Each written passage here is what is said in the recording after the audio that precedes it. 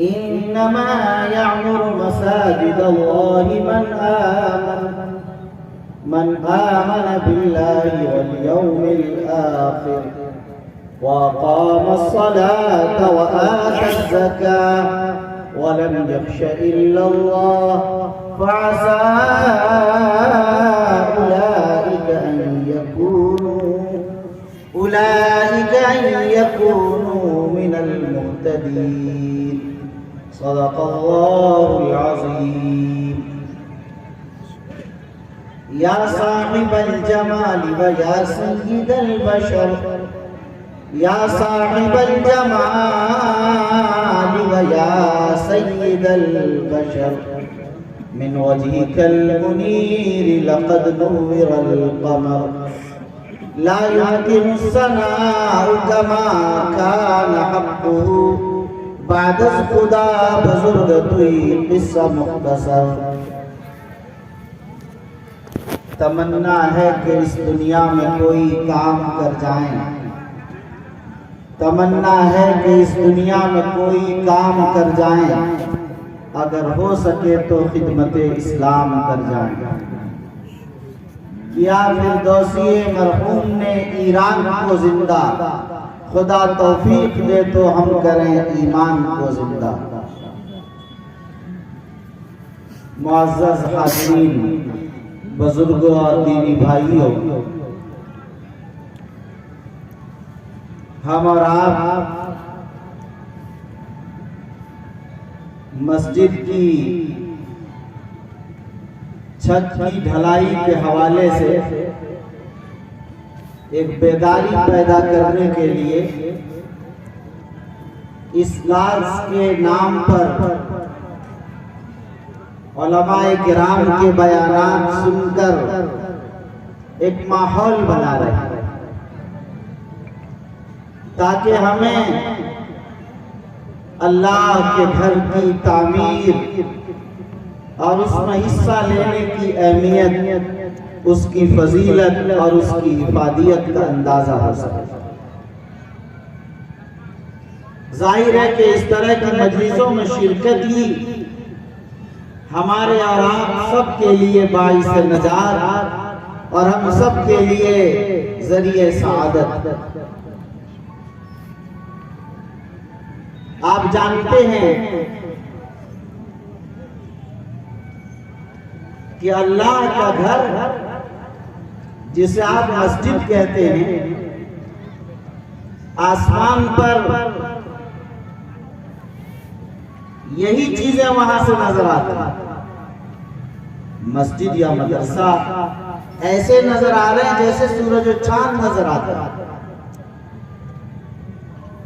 آپ اس کی عظمت کا اندازہ کریں گے کہ جب دنیا قائم ہوئی سب سے پہلے اللہ نے اپنے گھر کو بنایا بیت اللہ وہی زمین وہی مٹی بنائی گئی پانی کے بلبلے کے پانی اور پھر چاروں طرف پوری دنیا کو اس طرح نشیب میں کر دیا بیت اللہ یہاں اوپر ہے اور چاروں طرف ایسے نشیب میں پوری دنیا اسی لیے اگر زمین مسطح کر دی جائے اور ساری دیواریں ختم کر دی جائیں اور بیت اللہ کے پاس پانی ڈالا جائے تو دنیا کے آخری حصے میں پہنچ جائے یہ اس انداز سے نشیب ہے اسی لیے جب اللہ نے پانی پہ زمین بنانا شروع کیا تو سب سے پہلے اللہ رب العزت نے اسی بیت اللہ کی زمین سے مکے میں جو واقع ہے اللہ کا گھر جہاں حجاج حج کے لے جاتے ہیں اسی خانہ کعبہ کی زمین سب سے پہلے بنی اور یہ تو آپ جانتے ہی مشہور بات ہے کہ وہ خانہ کعبہ سب سے پہلی تعمیر ہے دنیا کی وہ تو قرآن میں ہی واضح لفظوں میں بتا دیا گیا ان اول بیت وضع للناس للذی ببکۃ مبارکہ وہدی للناس پوری کئی آیتوں میں اس کی وضاحت کی سب سے پہلا مقام اور سب سے پہلا مکان اور سب سے پہلا گھر اور سب سے پہلی جگہ جو دنیا میں تعمیر کی گئی وہ بیت اللہ ہے خانہ کعبہ دنیا کا سب سے پہلا گھر ہے ظاہر ہے اللہ کا گھر سب سے پہلے بنایا گیا، اور جب قیامت قائم ہوگی، اسرافیل سور پھونکیں گے اور ساری دنیا ختم ہوگی، اس روز بھی سب سے پہلے اسی بیت اللہ سے خاتمہ شروع ہوگا۔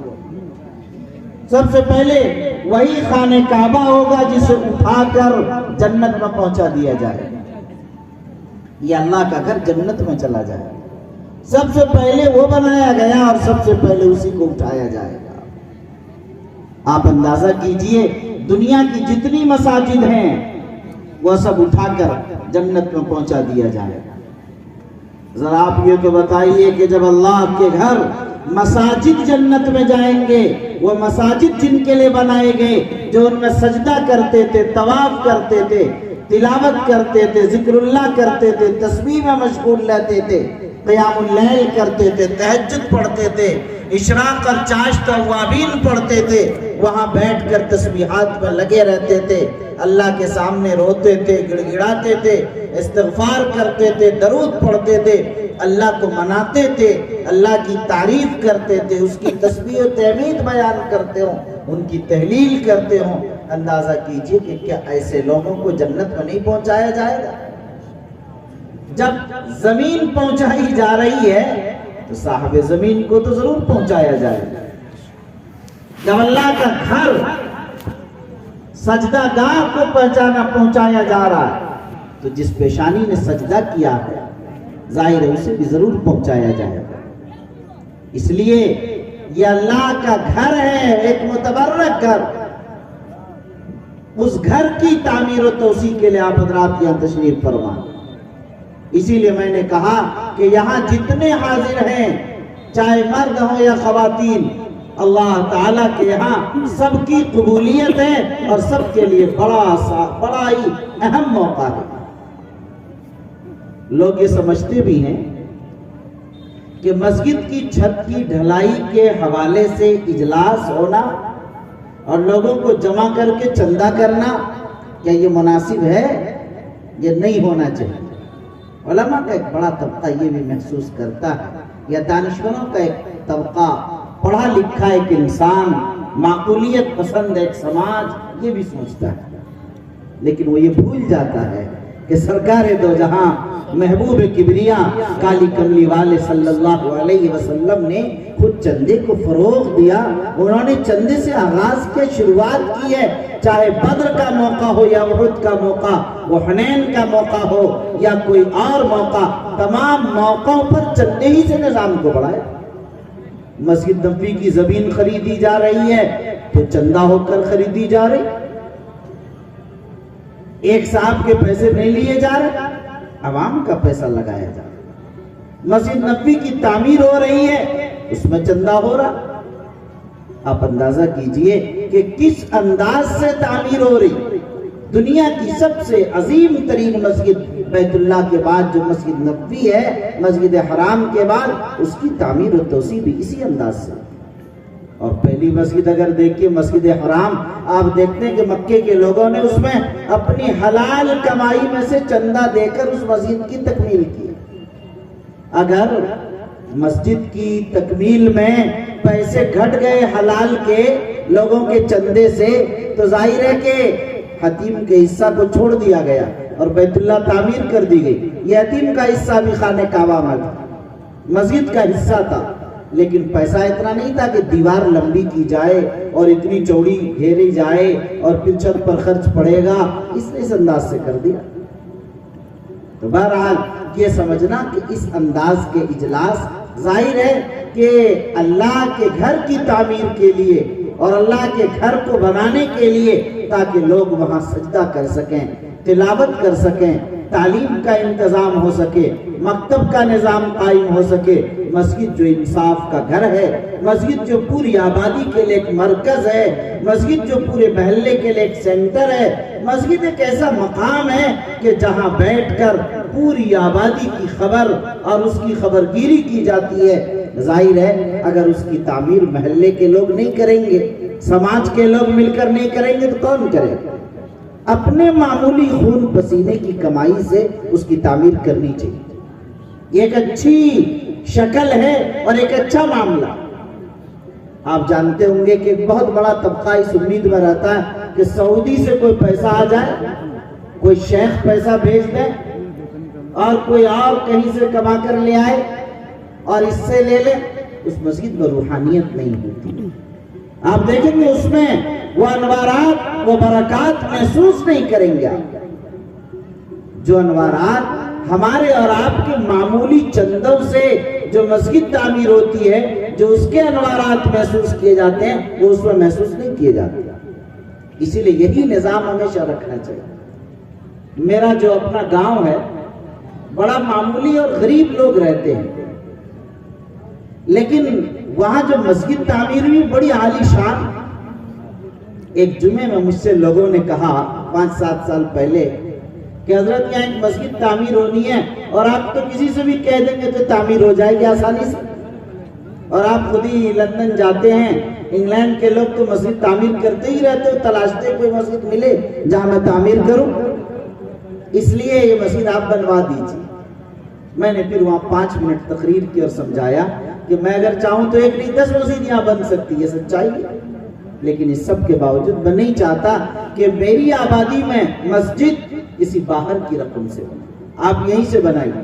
آپ کو حیرت ہوگی کہ تقریباً 2.5-3 کروڑ روپے کی وہ مسجد غریب محلے کے گاؤں کے لوگوں نے 2-3 سال کے عرصے میں اتنی شاندار مسجد 2.5-3 کروڑ ہی سمجھ لیجیے آپ اس میں تعمیر کی اس مسجد۔ تو ظاہر ہے کہ تھوڑا تھوڑا ہمارے خون پسینے کی جو کمائی اگر کہیں لگایا جائے اور اس سے مسجد تعمیر کی جائے، بڑے بڑے کام ہو جاتے ہیں تھوڑے سے، پتہ بھی نہیں چلتا۔ اس لیے آپ حضرات سے میں درخواست کروں گا کہ صرف اس کی چھت کی ڈھلائی کا مسئلہ نہیں، بلکہ اس کی فنیشنگ میں، جس میں 60% تقریباً خرچ ہوتا ہے۔ آپ چھت کی ڈھلائی کے بعد بھی 40% یا 50% کہہ سکتے ہیں کہ آپ نے مسجد کا کام کر لیا، ابھی تو آدھا کام باقی رہ جائے گا اس کے بعد۔ ظاہر ہے یہ کام آپ اپنی آبادی سے، ہمارے نوجوان، ہمارے بوڑھے، ہمارے مرد، ہماری عورتیں، ہماری خواتین سب مل کر اپنے معمولی چندوں سے اس کی تعمیر کی تکمیل کے لیے فیصلہ کریں۔ دیکھیے ایک بات سمجھیے، دین کی عظمت نہیں ہوتی ہے تو کام نہیں ہوتے، اور جب دین کی عظمت ہوتی ہے تو بڑے بڑے کام ہو جاتے ہیں۔ آپ سنتے ہوں گے کہ انگلینڈ میں، افریقہ میں بڑا بڑا چندہ ہوتا ہے، لوگ مسجدیں بنا دیتے ہیں اور بڑا بڑا چندہ دیتے ہیں۔ ایسا نہیں، وہ بیچارے بھی 10 پاؤنڈ اور 20 پاؤنڈ ہی دیتے ہیں۔ آپ تو اللہ کرم سے 100 200 500 سے کم ہمارے یہاں کوئی نہیں دیتا، اور وہ 10 20 50 100 پاؤنڈ آخری ہے۔ لیکن یہ اتفاق ہے کہ ان کا وہ 100 روپیہ ظاہر ہے کہ ان کا 1000 ہو جاتا ہے، تو ظاہر ہے اس کی 100 روپے ان کے 1000 نہیں بلکہ 10,000 ہو جاتے ہیں، 10,000 ہو جاتے ہیں، ان کا 1000 1 لاکھ ہو جاتا ہے یہاں۔ تو ظاہر ہے کہ وہ 1000 روپے دیتے ہیں، 1 لاکھ ہو جاتا، وہ 5 سے 6,000 میں مسجد اپنی تعمیر کراتے ہیں۔ لیکن مزاج خاص اس قوم کا جو انگلینڈ میں بستی ہیں، گجراتی قوم ہے، جن کا مزاج ہے کہ ہر آدمی چندہ دیتا ہے۔ اس فرق کو سمجھ لیجیے، ہر آدمی چندہ دیتا ہے۔ ہمارے یہاں ہر گاؤں میں 10 آدمی متعین ہے، 15 آدمی متعین ہے جو دینے والے ہیں۔ ہر شہر میں، ہر قصبے میں، ہر مارکیٹ میں 10-5 آدمی دینے والے متعین ہیں۔ اس کے بعد سب تو بالکل سمم بکمن عمیون قوم بیٹھے رہتے ہیں۔ کوئی بیچارہ مدرسے والا، مسجد والا، چندے والا آیا تو بس وہ معذرت کر کے آگے بڑھ جاتا ہے۔ ارے بھائی آپ کیوں معذرت کر رہے؟ ارے آپ 200 نہیں دے پا رہے، 10 روپے تو دے پا رہے، 10 دیجیے۔ مزاج بنائیے، ہر آدمی چندہ دیجیے، اللہ کی راہ میں صدقہ، خیرات، زکوٰۃ للہ، جس طرح بھی اللہ کی راہ میں خرچ کیجیے۔ خرچ کرنے کی عادت ڈالیے۔ جو قوم خرچ کرتی ہے اس قوم کی دنیا اور آخرت دونوں کی ترقی کی ضمانت اللہ تعالیٰ لیتے ہیں۔ اس بنیاد پر آپ نے دیکھا گجرات کے گاؤں میں بھی چندہ ہوتا ہے، وہاں ہر آدمی یعنی یہ نہیں کہ باپ چندہ دے رہا، نہیں، عجیب بات ہے، عورتوں کی ایک کمپٹیشن ہوتی ہے، اگر مرد نے دیا عورت نے نہیں دیا تو ظاہر لڑائی ہو جائے گی سخت کہ میری طرف سے کیوں نہیں دیا۔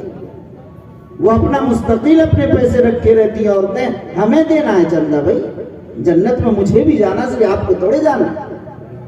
اور چھوڑیے بیوی کو، ان کے سارے بچے الگ الگ جتنے ہیں سب کو اللہ کی راہ میں خرچ کرنا۔ گھر میں 8 آدمی 10 آدمی ہیں، ہر ایک کی طرف سے الگ چندہ ہے، یہ الگ مسئلہ ہے کہ 5 پاؤنڈ دیں گے، 1 پاؤنڈ دیں گے، دینا ہر ایک کو یہ مزاج۔ اسی بنیاد پر تھوڑی تھوڑی رقم بہت بن جائے۔ اب ایک گاؤں میں اگر 400 لوگ بستے ہیں اور وہاں 10 آدمی دے رہا اور 500 دے رہا تو ظاہر ہے کہ کتنا ہو جائے گا؟ آپ نے دیکھا 5000 ہوا۔ لیکن اگر اسی آبادی میں 400 لوگوں میں لوگوں نے صرف 100 روپے دیے، 40,000 روپے ہوئے، تو کہاں 5000 ہوا؟ 500 کا خواب تھا مگر 100 روپے سے 40,000 بن جاتا۔ فرق اس کو سمجھیے ہمیشہ۔ اس لیے میں اس مناسبت سے آپ سے ذکر کیا کہ چندہ دینے کا مزاج، اللہ کی راہ میں خرچ کرنے کا مزاج ہر آدمی کو بنانا چاہیے۔ دینے سے کم نہیں ہوتا، بڑھتا۔ آپ جتنا دیں گے اتنا ہی آپ کو ملے گا۔ آپ یہ بات جانتے ہیں نا، جب پانی کے نکلنے کا راستہ ہوتا ہے تب پیچھے سے پانی بھی آتا ہے، اور اگر بند ہو جائے تو ظاہر ہے کہ پانی خشک ہونے لگتا ہے۔ تالاب خشک ہوتا ہے جو کسی کو پانی نہیں دیتا، دریا جو بہتا رہتا آپ دیکھتے ہیں وہ کبھی خشک نہیں ہوتا، پیچھے سے پانی آتا رہتا اس میں۔ اسی لیے جب آپ خرچ کریں گے، نکالتے رہیں گے تو اللہ تعالیٰ اسی طرح سے آپ کو دیتے رہیں گے، نوازتے رہیں گے۔ میرا تجربہ ہے اور سینکڑوں مثالیں میرے سامنے اس کی ہیں کہ جس خاندان کے بزرگوں نے اللہ کی راہ میں خرچ کرنے کا مزاج بنایا، اللہ نے ان کی نسلوں میں بڑے بڑے علماء، بڑے بڑے صلحاء، بڑے بڑے ڈاکٹر، بڑے تاجر، بڑے بزنس مین، بڑے کامیاب لوگوں کو پیدا کیا۔ اللہ نے ان کی نسلوں میں برکتیں عطا فرما دی، صرف ان کی مال و دولت اور گھر مکان میں نہیں بلکہ ان کی نسلوں میں خیر و برکت عطا فرما دی۔ اللہ نے اس کو ایسا پھلنے پھولنے کا موقع دیا کہ آپ اندازہ بھی نہیں کر سکتے۔ میرے ایک دوست ہیں، وہ کینیڈا میں رہتے ہیں، انہوں نے بتایا کہ میرے دادا کی حالت یہ تھی کہ وہ اپنے گھر والوں کے لیے بھی نہیں رکھتے تھے، جو آتا تھا بانٹ دیتے تھے۔ میرے والد پریشان، حتیٰ کہ گھر میں اگر آم کا پیڑ ہے، لیچی کا پیڑ ہے، اگر گھر میں کہیں توری لگی، کہیں کریلا ہو رہا، کہیں سبزی ہو رہی، کچھ ہو رہا، سب پورے گاؤں والوں کو بانٹ دیا کرتے تھے۔ گھر والے پریشان اس سے، یہ کیا عادت ہو گئی، تو گھر میں ہی اصل خرچہ نہیں ہو رہا۔ لیکن اس کی وجہ سے یہ ہوا، کہنے لگے کہ آج ہم 4 بھائی ہیں اور دیہات سے نکل کر 2 بھائی کینیڈا میں ہیں اور 2 افریقہ میں رہتے ہیں، اور اللہ تعالیٰ نے جو نوازش کی ہے میں اس کا اندازہ آپ کو نہیں بتا سکتا کہ کیا۔ میرے بھائیوں، خرچ کرنے کا اسی لیے میں کہتا ہوں کہ مزاج بنائیے، آخرت کا جو اجر و ثواب ہے وہ آپ جانتے ہو، میں آپ کو نہیں بیان کروں۔ یہ صرف دنیا کی وہ خوبیاں اور دنیا کی وہ باتیں میں آپ کو ذکر کیا جو تجربات کی بنیاد پر دیکھا گیا۔ بہرحال آج آپ حضرات مسجد کی تعمیر و توسیع کے تعلق سے یہاں بیٹھے، دیکھیے مسجد اللہ کا گھر ہے، اس کی تعمیر کے تعلق سے میں ایک بنیادی بات آپ کو بتانا چاہتا ہوں۔ سب سے پہلا گھر خانہ کعبہ ہے، جس کے تحت مسجد کا نام مسجد حرام ہے۔ اس مسجد حرام کی آپ جانتے ہیں کہ مسجد حرام الگ اور خانہ کعبہ جو بیچ میں چھوٹا سا ہے وہ خانہ کعبہ۔ اس خانہ کعبہ کی تعمیر حضرت ابراہیم اور اسماعیل نے کیا آپ جانتے ہیں؟ ایک عجیب بات میں آپ کو بتانا چاہتا ہوں میرے بھائی، جو لوگ اللہ کے گھر کی تعمیر کرتے ہیں، آپ نوٹ کر لیجئے، اللہ کے گھر کی جو لوگ تعمیر کرتے ہیں، اللہ تعالیٰ قیامت تک ان کی نسلوں کی حفاظت کا فیصلہ فرما دیتے ہیں۔ قیامت تک ان کی نسلوں کی، اور حفاظت ہی نہیں، مجھے کہہ لینے دیجئے، ان کی نسلوں کے ایمان کی بھی حفاظت قیامت تک کے لیے کر دیتے ہیں۔ آئیے میں آپ کو ایک مثال سے سمجھاتا ہوں۔ سب سے پہلا گھر بیت اللہ خانہ کعبہ کو ابراہیم اور اسماعیل نے بنایا۔ آپ نے دیکھا کہ ابراہیم کے ساتھ ان کے دوسرے بیٹے اسحاق نہیں ہیں۔ اسماعیل علیہ السلام کی نسل میں کوئی نبی پیدا نہیں ہوا سوائے نبی آخر الزمان خاتم الانبیاء والمرسلین محمد الرسول اللہ صلی اللہ علیہ وسلم کے علاوہ اسماعیل کی نسل میں کوئی دوسرا نبی تو نہیں پیدا ہوا، لیکن ایک عجیب بات ہے کہ اسماعیل کی نسل میں قیامت تک کبھی کوئی مشرک و کافر پیدا نہیں ہوگا۔ اسی لیے آپ جانتے ہیں، آپ تاریخ میں پڑھتے ہیں کہ آپ علیہ السلام کو جو لایا گیا آپ کی نسل میں اوپر تک کبھی کفر و شرک نہیں رہا۔ یہ کیسے ہوا؟ اللہ نے ابراہیم و اسماعیل کی نسل میں پیدا کیا اور اسماعیل کی نسل کو شرک سے پاک کر دیا ہمیشہ کے لیے۔ اللہ تعالیٰ نے ملا علی قاری رحمۃ اللہ علیہ نے لکھا، خود آپ دیکھیں صاحب روح المعانی علامہ آلوسی کو تو آپ کو پتہ چلے گا، انہوں نے وضاحت کے ساتھ لکھا کہ اللہ تعالیٰ جو مسجد کی تعمیر کرتے ہیں اللہ ان کی نسلوں کی ایمان کی حفاظت قیامت تک کے لے کر دیتے ہیں۔ اس لیے میرے بھائیوں، اگر آپ حضرات اللہ کے گھر کی تعمیر و توسیع اس نیت کے ساتھ کریں کہ اس کفر و ارتداد کی آندیاں اور ایسے ایسے طوفان برپا ہو رہے ہیں جہاں لگتا ہی نہیں ہے کہ ہماری اگلی نسلوں کا ایمان محفوظ رہ سکے گا، نہ معلوم اس ملک کی کیا صورتحال ہوگی، اگلی نسلوں کا ایمان کا کیا ہوگا۔ لیکن میرے بھائیوں، آپ اللہ کے گھر کی تعمیر اس عزم و حوصلے کے ساتھ کریں تاکہ یا اللہ اس کی برکت سے ہماری نسلوں کی ایمان کی حفاظت فرما، تو انشاءاللہ آپ کے نسلوں کی ایمان کی حفاظت ہو جائے گی۔ دیکھیے یہاں ایک بات اور آپ کو سمجھنی چاہیے، حضرت ابراہیم علیہ الصلوۃ والتسلیم نے اللہ کا گھر بنایا اور اسی بنیاد پر آپ نے ایک چیز دیکھی، جس اینٹ پر کھڑے ہو کر تعمیر کر رہے تھے اللہ تعالیٰ نے اس کو مقام ابراہیم بنا دیا، اس پتھر کو قیامت تک کے لیے محفوظ کر دیا گیا۔ آپ سمجھ رہے ہیں کیا چیز ہے؟ یعنی اس کو بھی تبرک بنا دیا اور نشان بنا دیا جس پر تعمیر کر رہے تھے۔ یہ کیوں بنایا نشان، ذرا آپ سمجھتے ہیں؟ یاد رکھیے اس اینٹ اس پتھر کو اسی لیے باقی رکھا گیا اور قیامت تک کے لیے اسے نشان بنا دیا گیا۔ یہ ہے ابراہیم علیہ السلام کے نشان قدم، اسی پر کھڑے ہو کر تعمیر کر رہے ہیں۔ یہ کیوں کیا گیا آپ جانتے ہیں؟ ظاہر آپ سنتے رہتے ہیں کہ فرعون کو کی لاش کو اس لیے محفوظ رکھا گیا تاکہ یہ مقام عبرت رہے، عبرت کے لیے ہمیشہ کے لیے محفوظ کر دیا گیا۔ لیکن ابراہیم و اسماعیل کے نشان قدم کو کیوں محفوظ کیا گیا؟ ابراہیم و اسماعیل کے نشان قدم کو اس لیے محفوظ کیا گیا کہ اے لوگوں اور قیامت تک آنے والی ہے نسلوں، یاد رکھو کہ اگر تم اپنے وقت کے نبی بھی ہو اور جلیل القدر پیغمبر بھی ہو تو تمہاری ذمہ داری ہے کہ جب مسجد کی تعمیر ہونے لگے تو تم اپنے ہاتھ سے اپنی محنت سے اس کی تعمیر میں تمہیں حصہ لینا چاہیے، اس لیے کہ تاریخ بتاتی ہے انبیاء نے اپنے ہاتھوں سے مساجد کی تعمیر کی ہے۔ آج ہوتا کیا ہے، ہم مزدوروں کے اس میں لگ جاتے ہیں، ہمیں صرف پیسہ دے کر چھٹکارا حاصل نہیں کر لینا چاہیے۔ یہ سنت ابراہیم نہیں، سنت الانبیاء والمرسلین ہے۔ داؤد علیہ السلام نے مسجد تعمیر کی، اسحاق علیہ السلام نے مسجد تعمیر کی، حضرت سلیمان علیہ السلام نے مسجد تعمیر کی۔ خود نبی آخر الزمان جناب محمد رسول اللہ صلی اللہ علیہ وسلم کی تاریخ آپ جانتے ہیں کہ مسجد نبوی کی تعمیر میں براہ راست آپ خود کر رہے ہیں، بیت اللہ کی تعمیر میں بھی آپ نے حصہ لیا، مسجد نبوی کی تعمیر میں بھی آپ نے حصہ لیا۔ تو ہمیں یہ کوشش کرنی چاہیے کہ ہمیں مسجد کی تعمیر میں خود حصہ بھی لینا چاہیے۔ ٹھیک ہے وہ لوگ جو مستری نہیں ہیں، راج مستری کا کام نہیں جانتے، لیکن کیا دو چار تسلا مسالہ تو ڈال ہی سکتے، لیکن وہ کچھ کام تو آ ہی سکتے ہیں۔ کیا گاؤں میں جو مزدوری کرنے والے لوگ ہیں کیا وہ اپنی محنت رضاکارانہ نہیں پیش کر سکتے؟ جو مستری ہیں کیا وہ اپنی محنت رضاکارانہ مسجد کے لیے نہیں پیش کر سکتے؟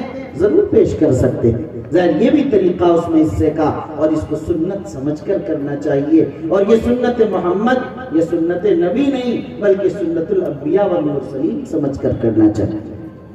ایک چیز اور میرے ذہن میں بات آ رہی ہے، آپ حضرات کا جب پرسکون مجمع ہے تو میں آپ کو ایک اور بات بتاتا چلوں۔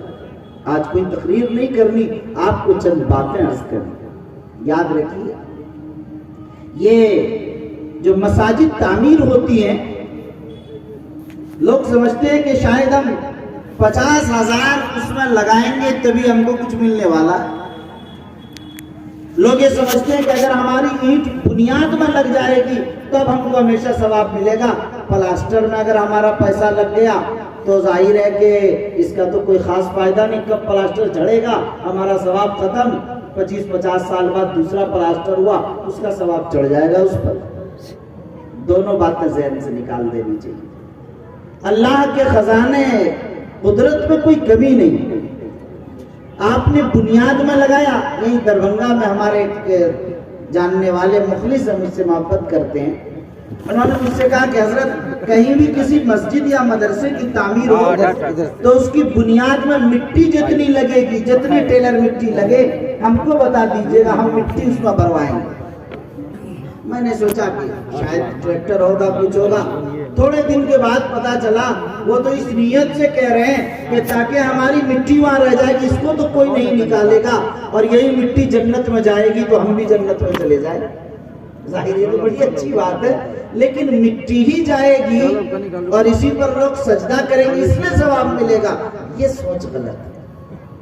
اگر آپ نے کھڑکی لگا دی، آپ نے پینٹ کرا دیا، جو دوبارہ پھر پینٹ ہوگا 5 سال بعد اڑ جائے گا تو آپ کا ثواب بھی اڑ جائے گا؟ نہیں، اللہ کے خزانے میں ان چیزوں کی کمی نہیں۔ جو آپ نے لگا دیا، 1 روپے بھی اگر لگا دیا اخلاص کے ساتھ، آپ جانتے ہیں احد پہاڑ کے برابر اخلاص کی بنیاد پر اللہ فرماتے ہیں کہ ثواب ملتا ہے۔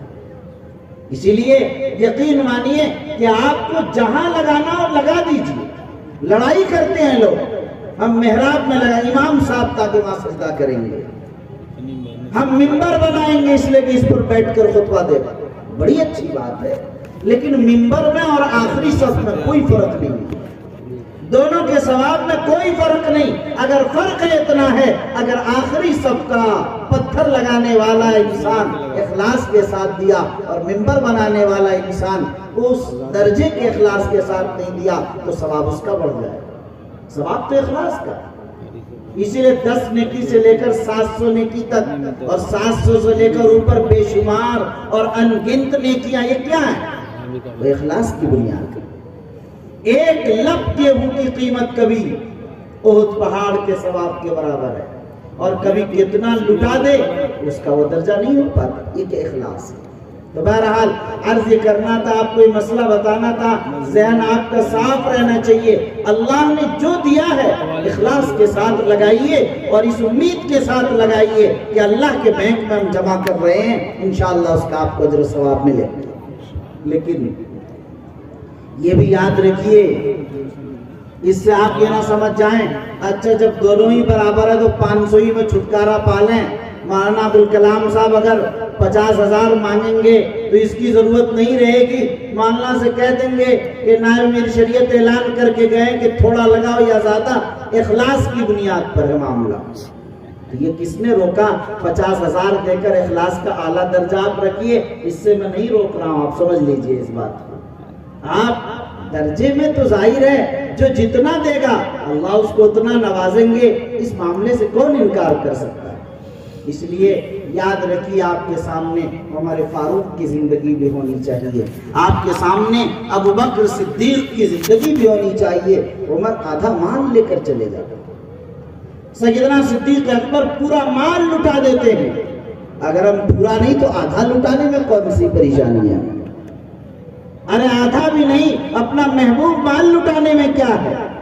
ایک محلے میں آپ دیکھیے 3 منزلہ مکان اپنا بنانے میں کسی کو پریشانی ہے، اور مسجد کو 1 منزل بنانے میں پوری مسجد مل کر پریشان ہے، تیار نہیں ہو رہی۔ یہ ایسے ہی ہے جیسے کہ ماں باپ بیچارے 8 اولاد کو پال لیتے ہیں اکیلے بڑی آسانی سے، اور 8 اولاد مل کر ایک باپ اور ایک ماں کو نہیں سنبھال پاتے 8 لوگ مل کر۔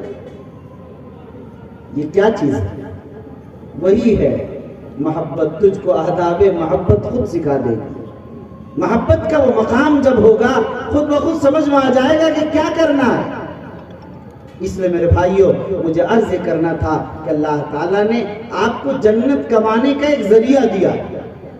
اگر مولانا ابوالکلام صاحب نے آپ حضرات کو آج بلایا، جمع کیا، اور اتنے علماء کو یہاں بلایا، یہاں قاضی شریعت ہیں ہمارے شریعہ کی، وہ بھی تشریف رکھتے ہیں، اور یہاں بہت سارے احباب ہمارے، ظاہر ہے بہت سارے اکابر علماء، میں نام نہیں جانتا، ظاہر ہے کہ کتنی عظیم شخصیات اسٹیج پر جمع ہیں مجمع کے اندر، آپ حضرات سب شام سے بیٹھے ہوئے، عشاء کے بعد سے ہی، ظاہر ہے کہ یہ صرف اللہ کے گھر کے لیے آپ حضرات جمع ہو، اللہ کے گھر کے لیے آپ حضرات جمع ہو۔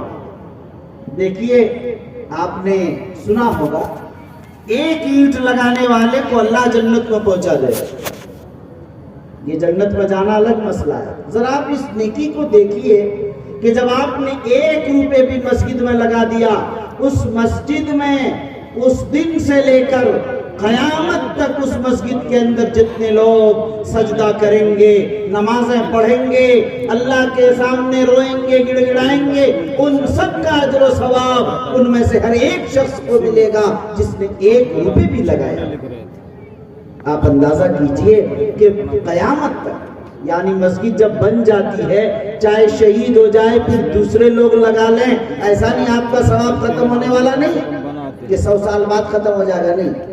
اگر دنیا 1000 سال قائم ہے، قیامت تک جب تک دنیا قائم ہے، یہ مسجد قائم ہے، اور آپ نے 1 روپے بھی لگایا تو اس مسجد میں جتنی نیکیاں، جتنے اعمال خیر اور جتنی اچھائیاں ہو رہی ہیں، جتنی بھلائیاں انجام دے رہی ہیں، اللہ کو راضی کرنے والے جتنے اعمال کیے جا رہے ہیں، ان سب کا اجر و ثواب آپ کو ملے گا۔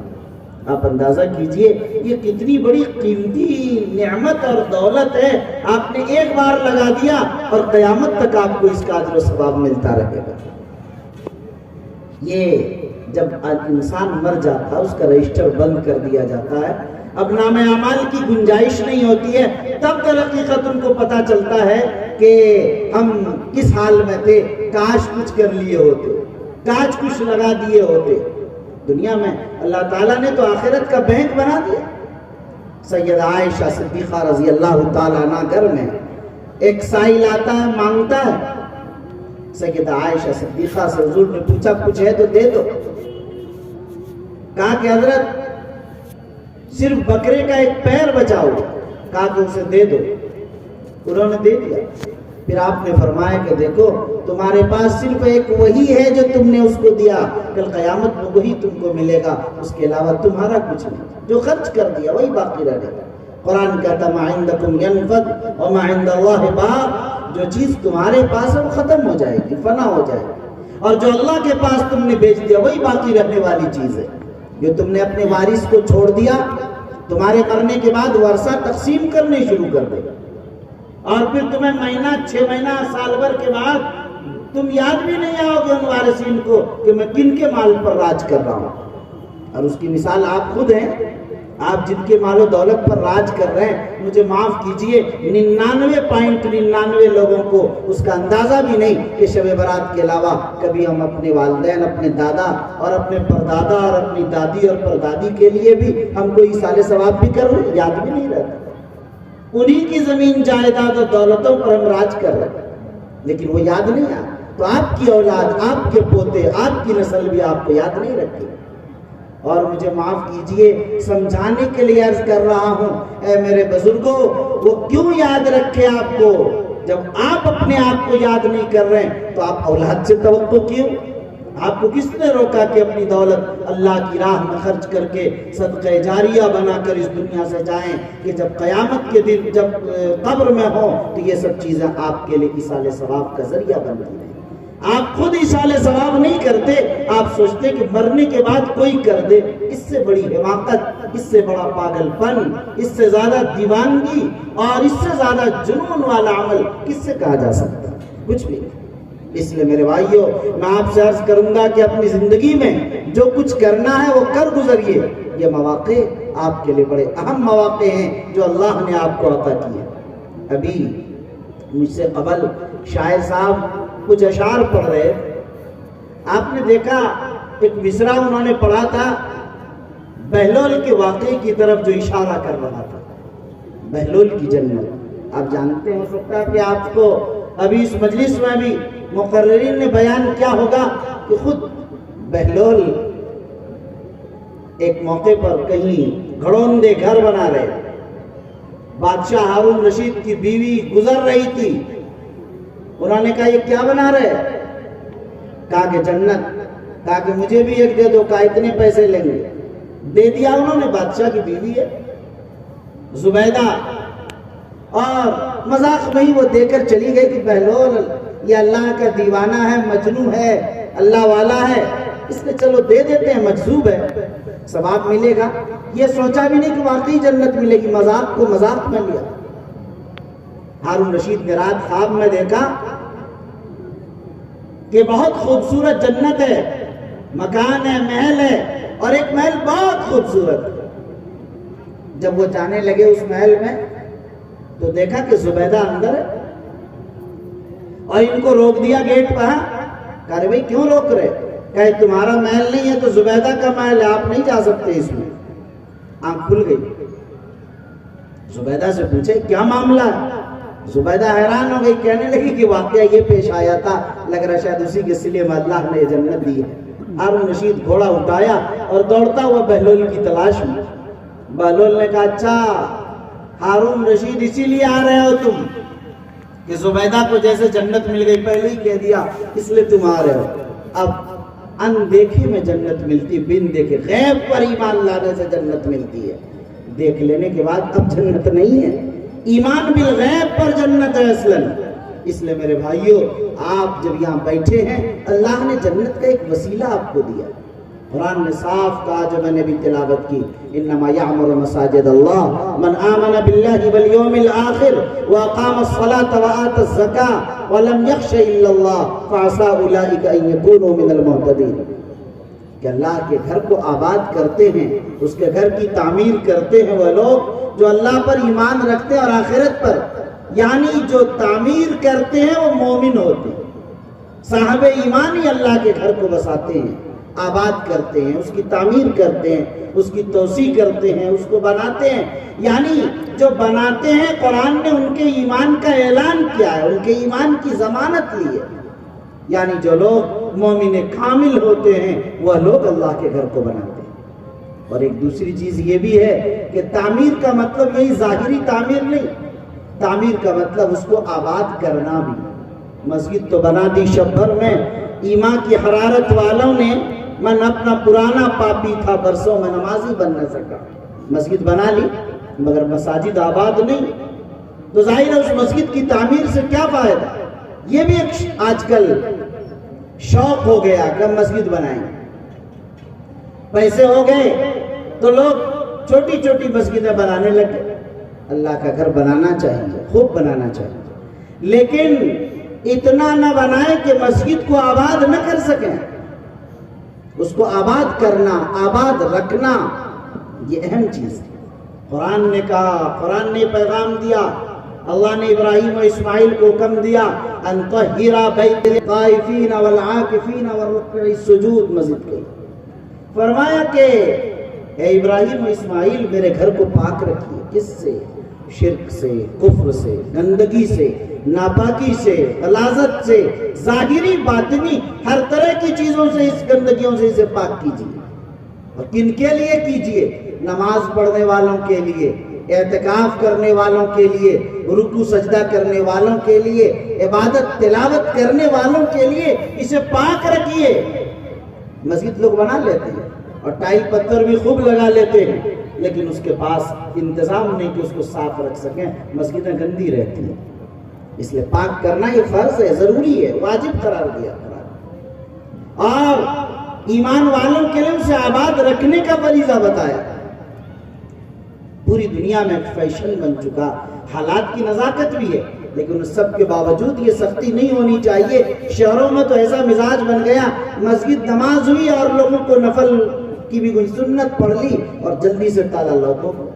ارے بھائی مسجد اس لیے تھوڑے بنائی تھی, 24 گھنٹے اسے آباد رکھنے والا گھر بنایا جانا چاہیے. اور گاؤں دیہات میں تو یہ مسائل نہیں ہوتے ہیں, لیکن اس کے باوجود دیکھتے ہیں کہ مسجدیں خالی پڑی رہتی ہیں. آپ اپنے گھر میں فاسٹنگ کر رہے ہیں, اپنے موبائل میں لگے ہیں, اللہ کے گھر میں بیٹھ کر اعتکاف کی نیت کر لیجئے, یہاں تو آپ کا ثواب چالو ہو جائے. تسبیح تلاوت بھی کرتے رہیے, ساری چیزیں کیجیے. ادھر تبلیغی جماعت والے بیٹھے ہیں جو لوگ مشورے کر رہے, کتابیں پڑھ رہے, ادھر معلمین بیٹھے ہیں جہاں درس و تدریس کا کام انجام دے. یہاں کچھ لوگ بیٹھے ہیں جہاں ذکر کر رہے ہیں، تسبیح پڑھ رہے ہیں، ادھر کچھ لوگ بیٹھے ہیں جو قرآن کی تصحیح کر رہے ہیں، یہاں کچھ لوگ ہیں جو نماز کی تصحیح کر رہے ہیں، یہاں کچھ لوگ ہیں جو گاؤں کی غربت کو دور کرنے کے لیے مشورہ کر رہے ہیں، اس کونے میں کچھ لوگ بیٹھے ہیں جو تعلیم کے لیے کام کرنا چاہتے ہیں، جو لوگ امت کی تعمیر و ترقی کے لیے سوچ رہے ہیں۔ مسجد اس کے لیے بنائی گئی، مختلف زاویے کے ساتھ 24 گھنٹہ اسے آباد کیا جائے۔ ابھی یہ مکتب کا نظام ہے، ابھی یہ مدرسے کا نظام ہے، ابھی یہاں فلاں ہو رہا ہے، ابھی تفسیر ہو رہی، ابھی حدیث پڑھی جا رہی، ابھی نماز پڑھی جا رہی، یعنی 24 گھنٹے کا ایک نظام مسجد کا ہو۔ مسجد کو اتنا آباد رکھنے کی بھی ضرورت ہے، یعنی مسجد تو ضرور بنا لیجئے، مگر امام آپ رکھیے تو اس کو 5000 سے زائد نہیں دے پاتے ہیں، پھر بھی کہتے ہیں کہ امام صاحب بیچارے جو ہیں یہ فلاں نہیں کر پاتے، امام صاحب میں یہ کمی ہے۔ ارے بھائی 5000 والا تو کمی ہی رہے گی، آپ 25,000 نکالیے، پھر دیکھیں کہ امام صاحب کتنی زبردست اور گرجدار تقریر کرنے والے ملتے ہیں آپ کو، اور پھر کیسے لہن داؤدی میں آپ کو قرآن سناتے ہیں، اور پھر دیکھیے کہ شیخ سدیس اور شیخ سرین کے لہجے میں آپ کو نماز کا مزہ آ رہا۔ صرف 25,000 نکالیے، لیکن کیا کریں، جو پیسہ دیتے ہیں لوگ وہی جاتے ہیں، لوگوں کی ضروریات کیا کر سکتے ہیں۔ بمبئی میں ایک ایک مسجد میں 50,000 تنخواہ، 40,000 تنخواہ، 60,000 تنخواہ، 70,000 تنخواہ، ایک تراویح میں ان کو 20-25 لاکھ، 50 لاکھ، 1 کروڑ روپے مل رہے ہیں۔ یہاں اگر 15-20,000، 25,000 مل گیا تو لوگ سمجھتے ہیں کہ پتہ نہیں کیا کر دیا اور کیوں دے دیا، ایک طبقہ تو لان تان کہ بالکل نہیں دینا۔ ارے بھائی کوئی دے رہا ہدیہ تو آپ کیوں اتنے پریشان ہیں؟ سمجھیے مسئلے کو۔ آپ جب امام آپ کو چاہیے، مقتدا چاہیے، رہبر چاہیے، پیشوا چاہیے، یعنی جس میں جرأت ہو، عزیمت ہو، حوصلہ ہو، جن میں طاقت ہو، جن میں علم ہو، جن میں لیاقت ہو، جن میں زبان و بیان کی سلاست و روانی ہو، جن کے ذہن میں اللہ کا دل میں خوف ہو، جن کے یہاں خشیت ہو، جن کا اخلاص ہو، توکل ہو، انابت ہو، اللہ کے سامنے رونے والے ہوں، گڑ گڑانے والے ہوں، وہ جانتے ہوں کہ ملت کے درد میں کیسے کڑھا جاتا ہے، ملت کی فکر میں کیسے تڑپا جاتا ہے، کیسا جذب اندرون ہونا چاہیے، ایسے مرد قلندر کی تلاش 5,000 میں ظاہر نہیں ہوگی، وہ 25-30,000 روپے اس کے لیے نکالنے پڑیں گے، ایک معمولی نہیں، ایک مناسب تنخواہ دینی پڑے گی، پھر دیکھیے اس کا نظام کیسے بنتا ہے۔ ظاہر ہے ہمارے یہاں بہار کے مدرسے آباد نہیں رہتے، ابھی آپ نے دیکھا سارے اسٹیشنوں پر، کبھی دانا پور اسٹیشن پر، کبھی پٹنہ جنکشن پر، کبھی مظفر پور میں، کبھی دربھنگہ میں، کبھی کہیں بچوں کو لے جایا جا رہا ہے، تھانے والے لے جا رہے ہیں، پولیس والے لے جا رہے ہیں، پکڑ کر، اس لیے اب ہمارے شریعہ عاملوں کے پاس آواز آتی ہے، پھر ہم اس کے چھڑانے میں لگ جاتے ہیں۔ ظاہر ہے سوچنا چاہیے یہ بچے جا کیوں رہے ہیں، آخر کیا کمی ہے مدارس میں ہمارے یہاں کہ ہمارے اپنے گھر کے مدرسوں کو چھوڑ کر بھیجیں؟ مدارس کی ذمہ داری ہے کہ ایسے اساتذہ اور ایسی تعلیم کا معیار ہمیں فراہم کرنا ہوگا، ایسا نظام کہ تاکہ ہمارے بچے یہاں رک سکیں، ان کے کھانے کا نظام، ان کے رہنے کا نظام، ان کی تربیت کا، ساری چیزیں بہتر سے بہتر ہونی چاہیے۔ میں یہ نہیں کہتا کہ اتنی اے سی میں اس کو رکھا جائے، یہ مقصد نہیں ہے، وہ بھی ناکام ہو جائیں گے، لیکن جو بنیادی ضرورت ہے اس کی مکمل، اس کی تکمیل ہونی چاہیے، اس بنیادی ضرورت کی تکمیل بھی ہمارے یہاں نہیں ہوتی۔ ہم لوگوں نے خود جن مدرسوں میں پڑھا آج سے 30 سال پہلے، ظاہر اس وقت کا مزاج مختلف تھا، میں مدرسے کا نام نہیں لوں گا، مگر میں نے جہاں ابتدائی تعلیم حاصل کی ہے، جب ہم لوگ کھانا لے کر مطبخ سے آتے تھے تو ایک پلیٹ میں کھانا دیتے تھے، ایک کٹورے میں سالن، تو پلیٹ کے چاول کو پہلے تلاشتے تھے کہ کیڑا اڑا نکال کے پھینکنا، تب سالن ڈالیں گے، یعنی معلوم ہوتا تھا کہ 2-4-5 کیڑا تو ہوگا ہی چاول میں، یہ طے رہتا تھا ہر روز کے لیے۔ کبھی 2 کیڑے ملتے تھے لمبے لمبے بڑے سے، کبھی 4، کبھی 5، کبھی 1، شاید کبھی ناغا ہو جاتا ہو کہ 1 بھی نہ ملے، اور پھر جب کٹورے کا سالن ڈالتا تھا تو وہ سالن پورا کا پورا اندر چلا جاتا تھا، کبھی ایک آدھ آلو، کبھی آلو کا چھلکا، کبھی کچھ بھی نہیں پر رہتا تھا۔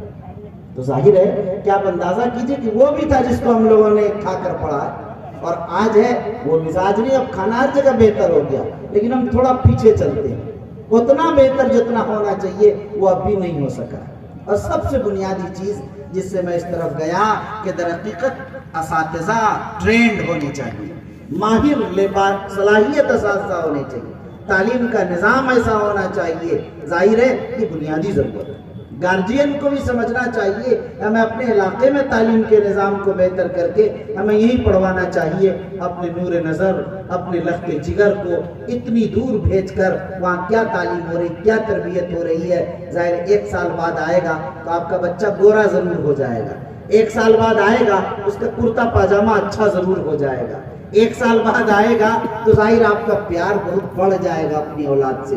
یہ سب صحیح ہوگا، لیکن اندر کیا آیا آپ کو یہ معلوم نہیں. ان کی تعلیم و تربیت کا نظام جو علاقے کے مدارس والے کر دیں گے وہ باہر نہیں ہو سکے گا، کبھی نہیں ہو سکے گا. اس لیے آپ کی بھی ذمہ داری ہے کہ آپ جو لوگ باہر لے جاتے ہیں بچوں کو، ان سے آپ نجات پائیے اور اپنے علاقے کے اچھے مدارس کو تلاش کر آپ اس کے اندر اپنے بچوں کی تعلیم کروائیے. یہ بنیادی ضرورت ہے.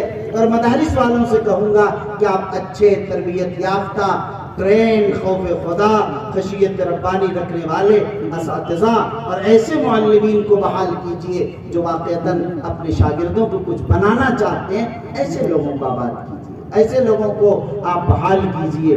بہرحال یہ موضوع سے میں ہٹ گیا.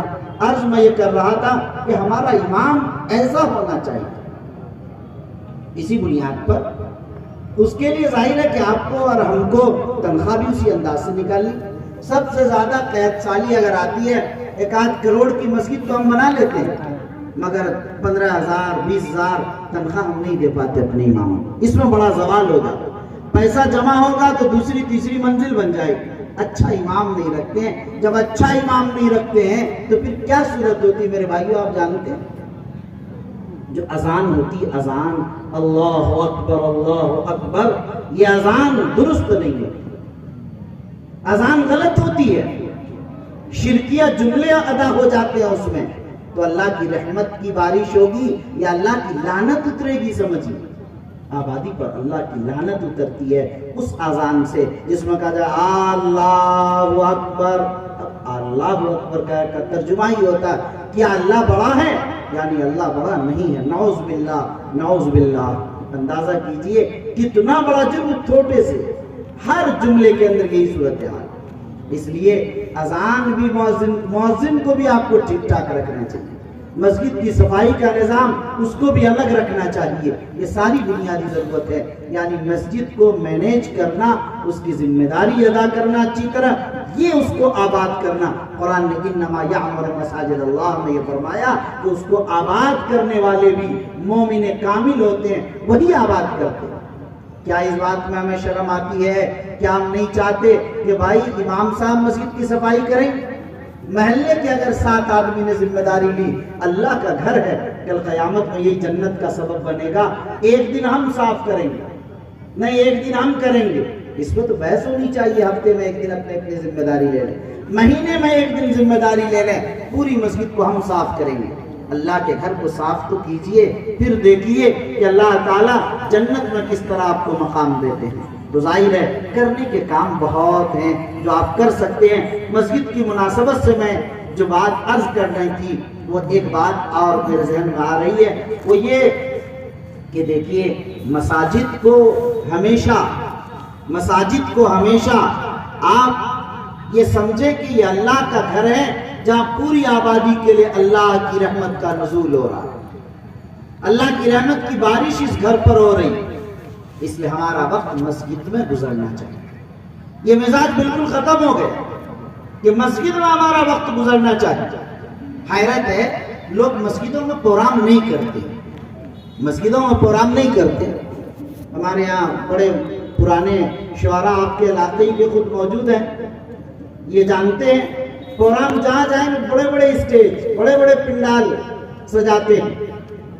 ہمارے عزیز حافظ محمد اسلم پروانہ صاحب، یہ آپ کے علاقے کے پروانے کی طرح ماشاءاللہ پورے ملک میں اللہ نے انہیں محبوبیت و مقبولیت دی. کم وقت میں مختلف پروگراموں میں یہ میرے ساتھ رہے. اکثر تجربہ ہوگا کہ لوگ مسجدوں میں پروگرام نہیں کرنا چاہتے. میرے مرشد گرامی قدر مفکر اسلام حضرت مولانا سید محمد ولی رحمانی صاحب نور اللہ مرقدہ نے ہمیشہ زور ڈالا اگر اتنا بڑا پروگرام ہے کہ جس میں مسجد میں لوگ آ سکتے ہیں، مسجد ہی میں کیجئے پروگرام. الگ سے کوئی اضافی خرچے کے خرچ نہیں ہوگا، یہ بچہ ہے۔ لوگ یہ کہتے ہیں کہ حضرت مسجد میں پروگرام اگر کریں گے تو ہمارے بہت سارے محلے کے لوگ نہیں آئیں گے۔ کیوں؟ اصل میں وہ ناپاک رہتے ہیں نا، اس لیے مسجد نہیں جا پاتے۔ اللہ اکبر، انا للہ و انا الیہ راجعون۔ اس پر پوری ملت کو رونا چاہیے بیٹھ کر کہ کیا ہمارے مسلمان اور وہ ناپاک رہتے ہیں کہ مسجد میں نہیں جا پائیں؟ تب تو مسجد میں پروگرام کو فرض قرار دیا جانا چاہیے، ہر حال میں مسجد ہی میں کریں تاکہ اسی بہانے لوگ پاک صاف ہو کر مسجد میں آئیں۔ کوئی انسان زندہ رہے اور ناپاک اپنی بیوی سے جمع کر لے، ناپاک ہو جائے، فرمایا گیا کہ فجر سے پہلے اسے غسل غالبہ کر کے پھر فجر کی نماز ادا کرنی چاہیے۔ ناپاک جب زمین پر ٹہلتا آدمی تو آواز زمین سے آتی ہے کہ تمہیں میرے اندر آنا ہے، اور عجیب و غریب بھی کو پکارا جاتا ہے۔ بڑی خطرناک بات ہے کہ انسان ناپاک رہے۔ ظاہر ہے کہ یہ اس وجہ سے اندازہ اس سے نکل کر آئے کہ لوگ ناپاک رہے۔ کبھی آدمی کو بے وضو بھی نہیں رہنا چاہیے میرے بھائی۔ صاحب ایمان اور مسلمانوں کی ذمہ داری ہے کہ وہ وضو کے ساتھ زندہ رہے ہر وقت، اور خاص طور پر آپ حضرات سب کو یہ میں سبق دیتا ہوں، عادت بنائیے کہ جب بھی رات میں سونے لگیں کم از کم وضو کر کے، استنجا وضو کر کے اور اللہ کو یاد کر کے پھر سو جائیے اپنے بستر پر، تاکہ اگر اسی حالت میں موت بھی آئے تو آپ وضو کی حالت میں اللہ کے دربار میں، پاکی کی حالت میں اللہ کے دربار میں پہنچیں، تاکہ اگر اس حالت میں آپ اس دنیا سے چلے بھی جاتے ہیں تو اللہ کے دربار میں پاک صاف جائیں گے، اللہ تعالیٰ اسی پر آپ کی مغفرت فرما دیں گے۔ آپ عادت بنا کر دیکھیے، جن لوگوں کو عادت ہے وہ میری بات کی توثیق کریں گے، ان کو نیند بھی نہیں آتی۔ ہم لوگ کو باوضو رہنے کی عادت ہے، اگر ادھر استنجا کیا تو بغیر وضو کے رہی نہیں سکتے، رہی نہیں۔ جیسے ہاتھ دھونا، جس کو ہاتھ دھونے کی عادت ہے استنجا کے بعد صابن سے، وہ جانتے کہ بغیر ہاتھ دھوئے نہیں رہ سکتے۔ اسی طرح جنہیں وضو کی عادت ہے وہ وضو کے بغیر نہیں رہ سکتے، وہ عادت بن جاتی ہے۔ رات میں ہم لوگ کبھی نیند ہی نہیں آتی جب تک وضو کر کے نہ لیٹیں، نیند آئی نہیں سکتی، باوضو لیٹنا چاہیے۔ تو بہرحال میں عرض کر رہا تھا آپ حضرات سے کہ آپ حضرات مسجدوں کو در حقیقت آباد کرنے والا بنائیے، اور مسجدوں کو مکمل آباد رکھنے کے لیے اس کی صفائی ستھرائی، اس کا امام، اس کا مؤذن، اس کی کمیٹی، اس کا نظام بالکل آزاد ہو۔ 24 گھنٹہ والی آبادی، جب یہ 24 گھنٹے والی مسجد کی آبادی ہوگی تو اس میں ظاہر ہے کوئی وقت عورتوں کو بھی تو ملے گا۔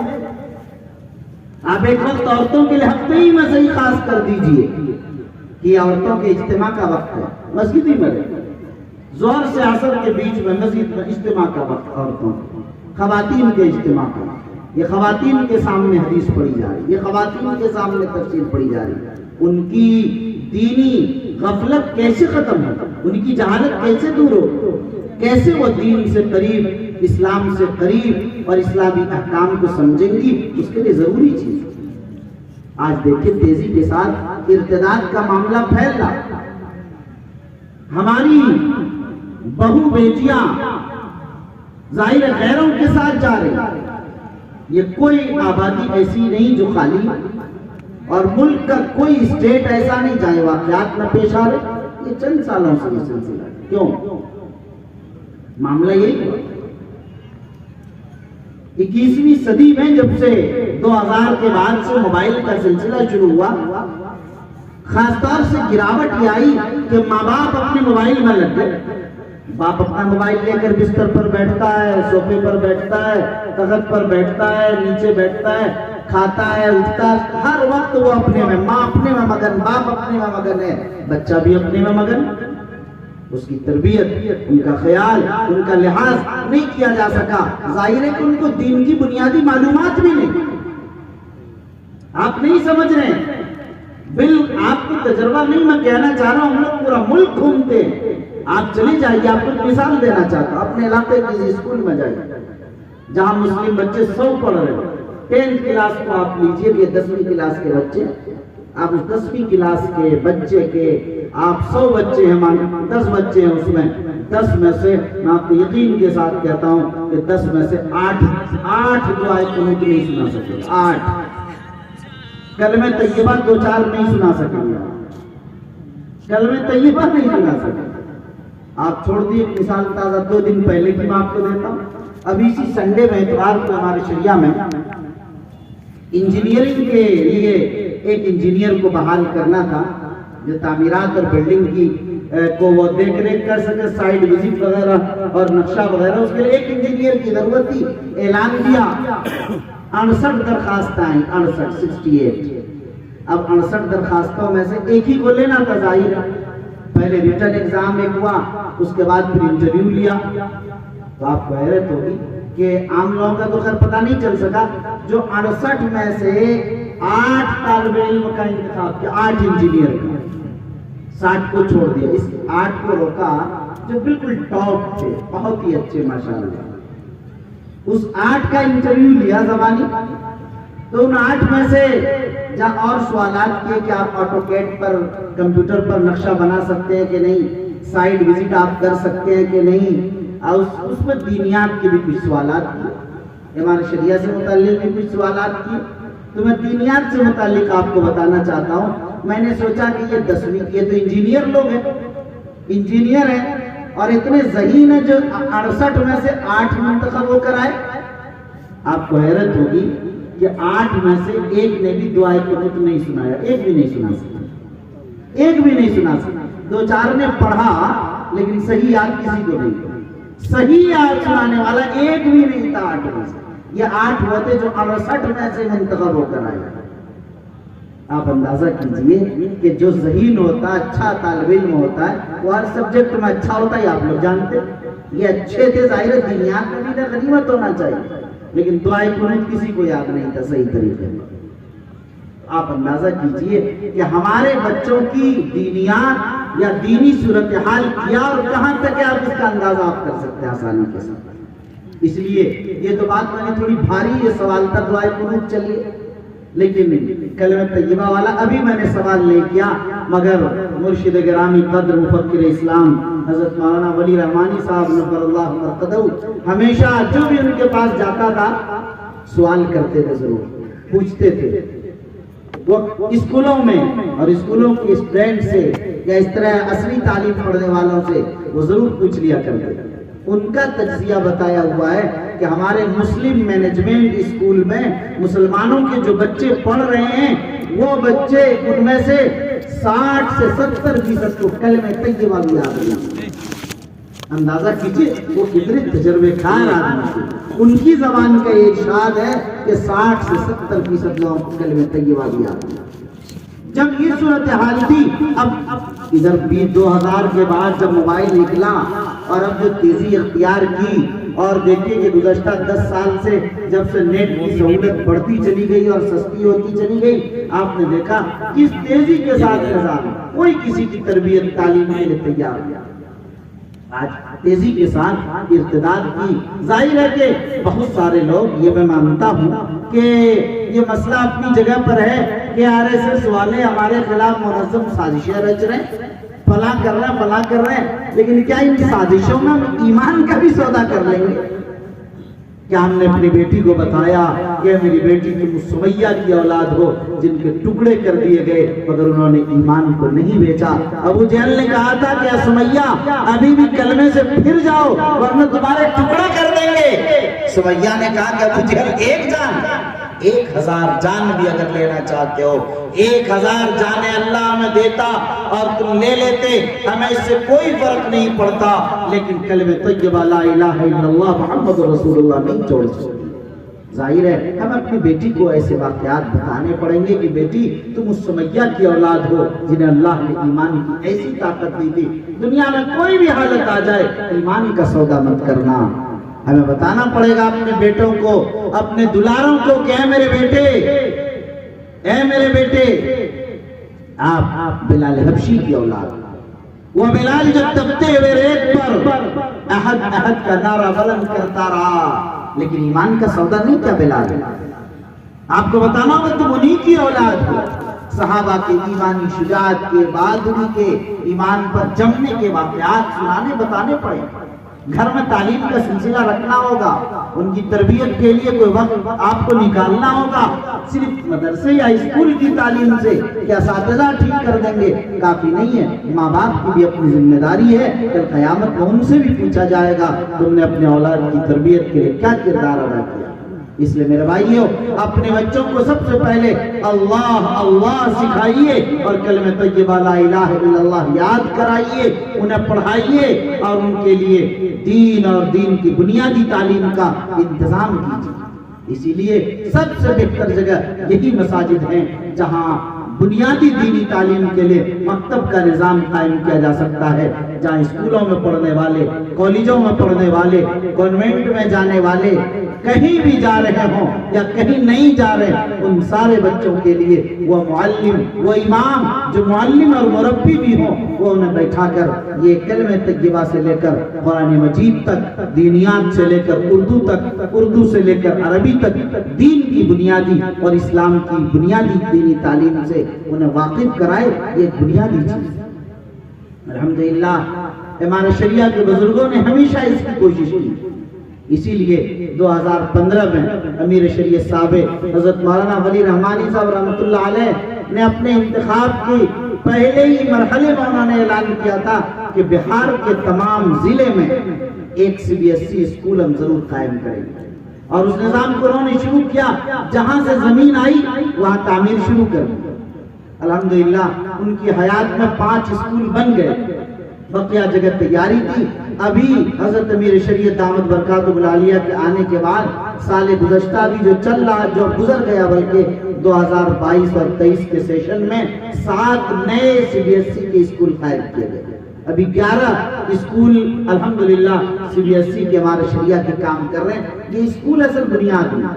اسکول در حقیقت آئیڈیل بنائے جا رہے ہیں جہاں دینیات کی تعلیم کا نظام، جہاں عربی اور اردو کی تعلیم کا نظام، جہاں اسلامی ماحول فراہم کیا جاتا ہو. جس اسکول میں باضابطہ وضو خانہ بنایا جائے، جماعت خانہ بنایا جائے، نماز کی ٹریننگ اور تربیت ان بچوں کو دی جائے، ایسے ماحول سے نکل کر وہ جائیں. اس انداز کے اسکول بنائے جا رہے ہیں. ہمارے شریعہ نمونے کا اسکول تو بنا سکتی ہے. ظاہر ہر آبادی کے اسکول کی ضرورت کی تکمیل کبھی نہیں کر سکتی. اس لیے ظاہر ہے کہ اس نمونے سے حاصل کر کے ہر آبادی کے، اور آپ ہم سب کی ذمہ داری ہے اپنی اپنی آبادی میں ایسے اسلامی ماحول کے اسکول CBSE کے قائم کریں تاکہ ہمارے بچے دین کی تعلیم سے آشنا ہو سکیں. یہ بنیادی ضرورت. نئی قومی تعلیمی پالیسی جو آ رہی ہے 2020 جس کا نفاذ شروع ہو چکا ہے، ظاہر ہے کہ آپ جانتے ہیں کہ وہاں مدارس کو ختم کر دیے گئے. اس وقت یا تو مکتب باقی رہ جائے گا یا اسکول کا نظام باقی رہ جائے گا. ایسی صورتحال میں ہماری اور آپ سب کی بنیادی ذمہ داری ہے مکاتب کے جال کو پھیلاتے چلے جائیں، اسکولوں کے نظام کو قائم کریں. میں کہا کرتا ہوں کہ نوجوانوں، آپ نے پڑھا، آپ بحیثیت پرنسپل ادارہ قائم کیجئے، کسی مالدار کا تعاون لیجئے اور اس کے ذریعے سے آپ اسکول بنائیں. آپ مالدار ہیں، پڑھے لکھے نہیں، آپ کسی پڑھے لکھے کو پکڑ لیجئے، ان کو پرنسپل بنا کر آپ ڈائریکٹر بن کر اسکول شروع کیجئے. کارخانے، فیکٹریاں، دکانیں آپ یہ لگا رہے ہیں، یہ بھی تجارت ہے. یہ تجارت ہے، یہ تعلیم کے ساتھ ساتھ ایک اہم اور بڑی تجارت ہے. اسکول میں کوئی نفع کم ہے ایسا نہیں. اس لیے آپ اسکول کی طرف متوجہ ہوئیے. تعلیم کو عام کرنے کے لیے اس وقت بہت اور بنیادی ضرورت ہے، اس لیے آپ اس کی طرف ضرور متوجہ ہیں. بہرحال مجھے کوئی لمبی بات نہیں کرنی آپ حضرات کے سامنے. ایک بات کہہ کر میں ختم کرنا چاہتا ہوں کہ میرے بھائیوں، جس مقصد کے لیے آپ حضرات جمع ہیں، کل صبح میں چھت کی ڈھلائی ہے. آپ حضرات پوری قوت کے ساتھ، پورے انہمات کے ساتھ اللہ کی رضا کے لیے اور اپنے آبادی کی اس مسجد اور اس مرکز کے قیام کے لیے آپ حضرات پوری دل جمعی اور پورے جوش و خروش کے ساتھ اس میں اس یقین کے ساتھ حصہ لیں کہ اللہ تعالی ہمارے اور آپ سب کے لیے اسے صدقہ جاریہ بنائیں گے. اور میں دعا کرتا ہوں کہ اس مجلس کے منعقد کرنے میں اور اس مسجد کی تعمیر و توسیع میں جتنے لوگوں نے بھی حصہ لیا ہے، اللہ تعالیٰ دنیا اور آخرت دونوں میں انہیں بہتر بدلہ نصیب فرمائے، اور اللہ تعالیٰ دونوں جہان میں بھرپور کامیابی نصیب فرمائے، اور اللہ تعالیٰ ہم سب کے نیک اور جائز مقاصد کی تکمیل فرمائے، اور اللہ تعالیٰ اس مسجد کو قبول فرمائے اور اس مسجد کو قیامت تک کے لیے آباد فرمائے، اور اللہ تعالیٰ اس کی تعمیر کی تکمیل کا جلد از جلد فیصلہ فرمائے۔ آمین وآخر دعوانا ان الحمدللہ رب العالمین۔